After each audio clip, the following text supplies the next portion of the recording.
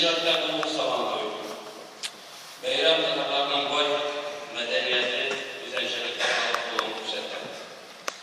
Bugün zamanı Rusya'nın ilgili ilişkilerinde hem 25 ilde uzanan.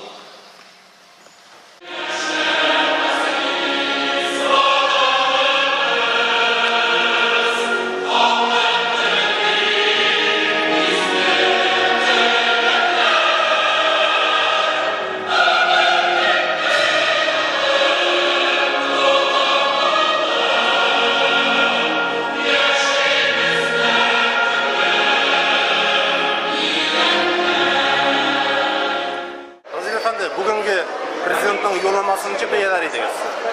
Tataristan Prezidentinin yıllık yollazması biyilgi yollama başka yıllardan ayrılıp tura. Başka yıllarda o gadette iktisat meselelerinden, senegat meselelerinden, avul hocalığı meselelerinden başlanaydı.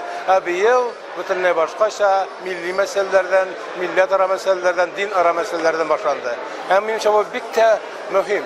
Çünkü eğer de yurtta, ilde, respublikada tanıştık bulmayken, din ara münasebetler kilişingen bulmayken, millet ara ağızlar bulmayken, şu vakittağına ilin iktisadı da başka ülkelerde alga getirgen mümkün.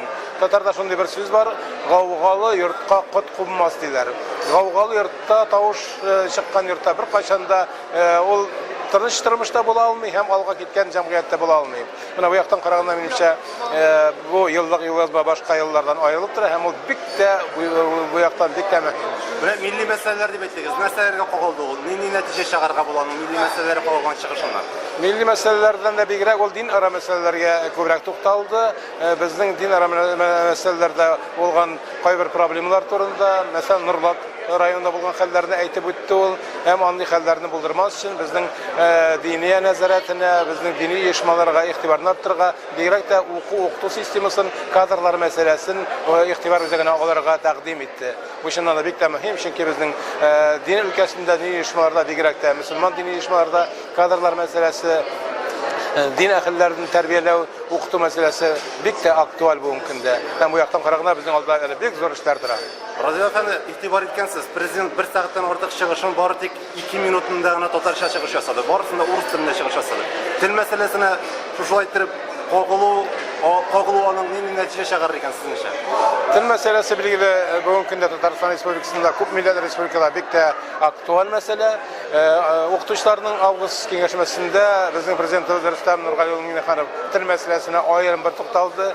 Ulanda özünün çıkışını yartılar Tatarça söyledi. Hem anda uzak meselelerinin birisi dil meselesi buldu. Hem şundan sonra belki bu meselenin tağım kat koyurtutturga gerek dep sanamagandır. Hem lakin etkenimçe bu mesele bizim hükümetinin de devlet sovetinde Prezidentinin her vakta ihtibar özelinde durur.